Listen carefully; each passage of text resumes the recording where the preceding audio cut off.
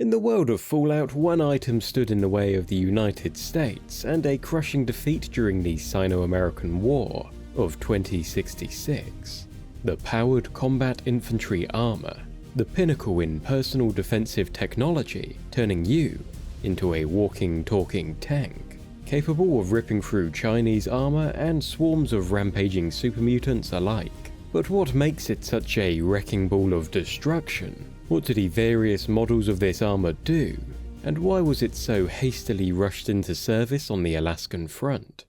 Well, luckily for you, during a recent law tour to the Boston Commonwealth, one of our ships had a bit of a run-in with a Brotherhood of Steel airship, and before this floating behemoth went down, our captain managed to make off with one of their older models of power armor, the T-45, bringing it back to base for our R&D team to break it down and see how it works, and what you could use it for if you ever got your hands on one. From what our team can gather, power armor consists of 3 integral layers, each serving a critical role in the protection and function of it.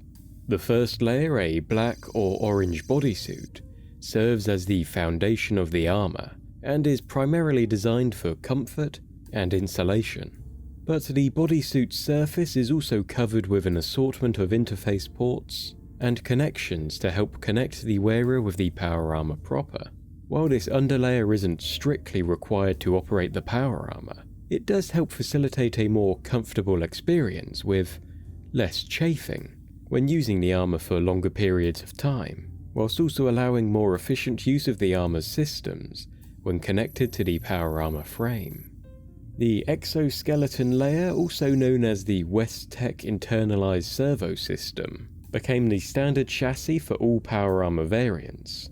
Its sophisticated system of servo motors and high-flow hydraulics not only protect the wearer, but also significantly increase strength and carrying capacity, allowing the operator to both move the armor itself and carry heavy ordnance into combat with ease. And atop this frame sits the final layer, which is where the power armor truly becomes an indomitable force.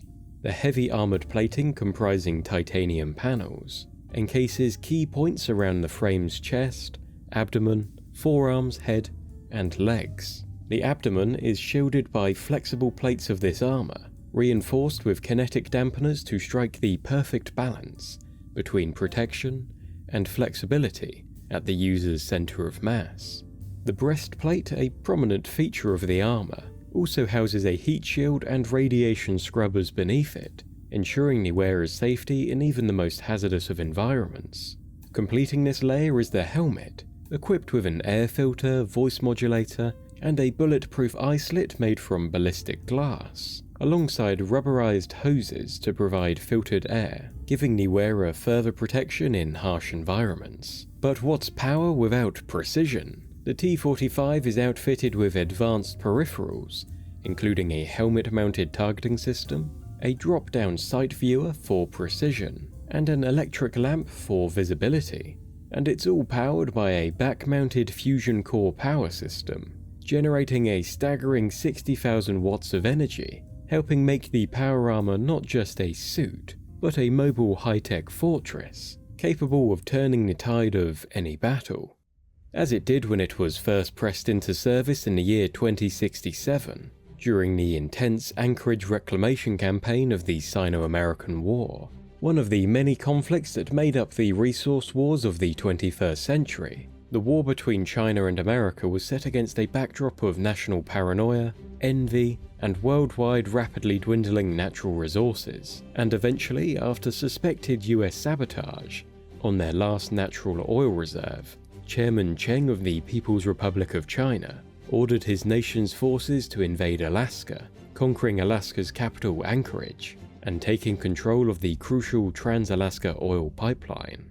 As the conflict stretched on, the US found itself at a disadvantage, engaged in grueling warfare across the snowy landscapes of Alaska against the entrenched Chinese soldiers. The situation grew dire as America's access to its main oil supply was severed, leading to a crippling shortage of fuel for its armored tanks, aircraft, and vehicles. In its time of need, the US government turned to the West-Tech Corporation, commissioning the rapid deployment of their prototype T-45 powered combat infantry armor.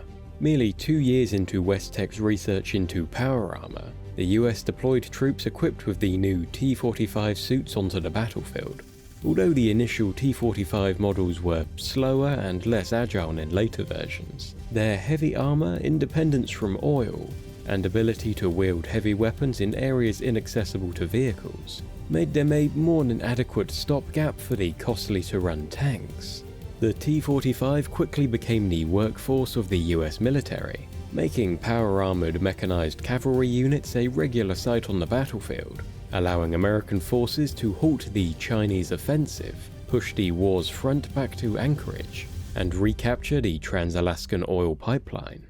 Now, even by the end of the war, 10 years after the T-45 first went into service, it was fast becoming a museum piece. But don't let that stop you clambering on into one if you ever stumbled across the armor in the wastes. Its durable titanium plates will serve as more than enough protection against any small arms fire you might encounter from gangs of raiders or a crazed super mutant, while the powered exoskeleton will make you strong enough to carry all that crucial scrap and junk you'll be lugging from base to base. But don't just take our word for it. The T-45 is used extensively by multiple groups across the wasteland, from the fully armored squads of Brotherhood of Steel Knights to new Californian Republic fire teams supported by an elite T-45 trooper. It's proved to be the perfect accessory for patrolling the wastes, guarding your hidden outpost, or even a light spot of raiding innocent settlements. But there is of course more than just one type of power armor out there.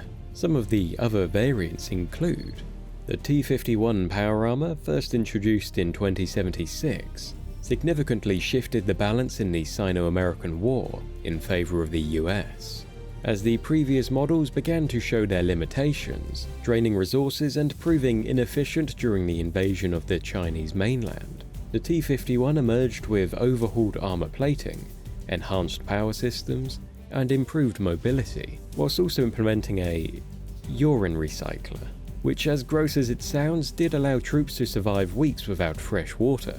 The development of the T-51 units had a devastating effect on Chinese armor and defensive positions, slicing through them as if they were mere paper, playing a pivotal role in the liberation of Alaska. And not too long after, an invigorated US deployed the T-60 variant, boasting even heavier armor and numerous enhancements. It represented the zenith of pre-war power armor design. However, it only saw service for a number of months, helping the US break through the final Chinese defensive lines during their invasion of mainland China, until finally the bombs of the Great War fell in October 2077. If you thought a little thing as small as global nuclear war would put a stop to new power armor designs though, you'd be wrong. This big beefy boy is the T-65, built by Secret Service agents stationed at Vault 79 in Appalachia.